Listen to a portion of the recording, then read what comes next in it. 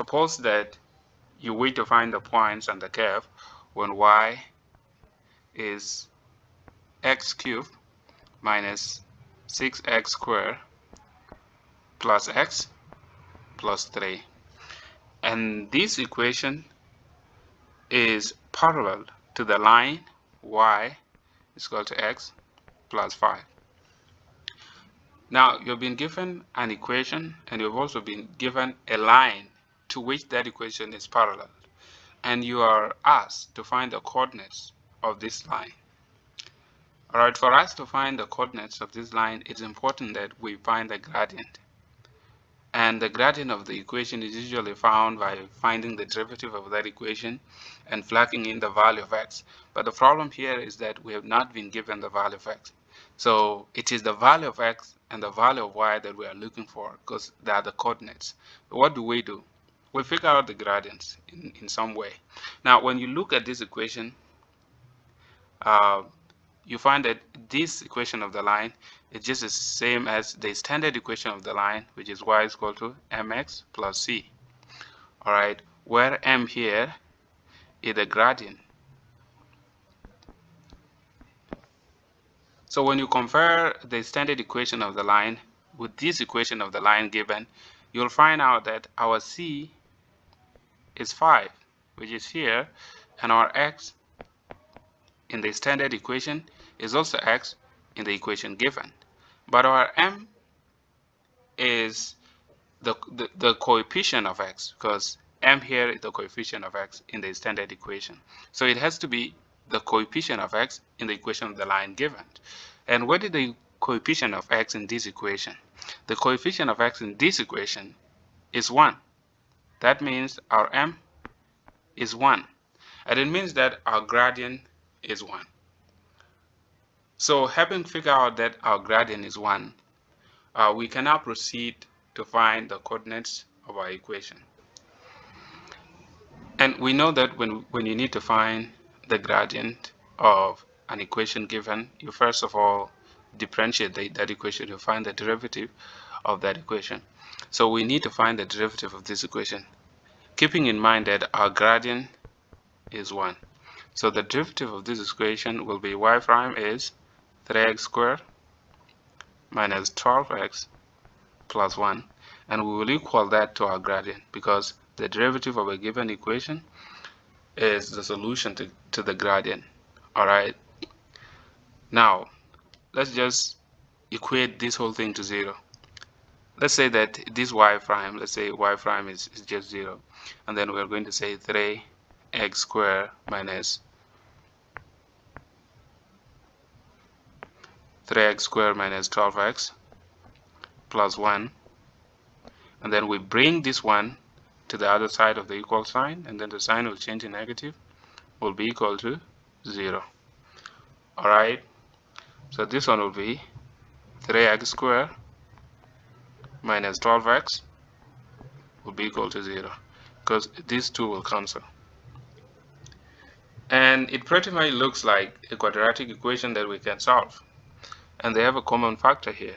Let's factor out 3. It will be 3x. Let's factor out 3x. It will be 3x, x minus 4, and then we equal this to 0. So it is 3x is equal to 0. So when you say both sides by 3, we find that our x is 0. Alright, and then or our x is 4 because of this. Now we have found the coordinates of x. So having found these two values of x, we can calculate the corresponding y coordinates. The way we can do this is from the original equation of the curve, and we know that the original equation that we were given is x cubed minus 6x squared plus x plus 3, and we need to plug in each of the values of x, starting with 0. When we plug in 0, it's going to be y is equal to 0. Sorry, it's going to be 0 minus 6 times 0 squared plus 0 plus 3. And as you can see, y will be 3 in this case.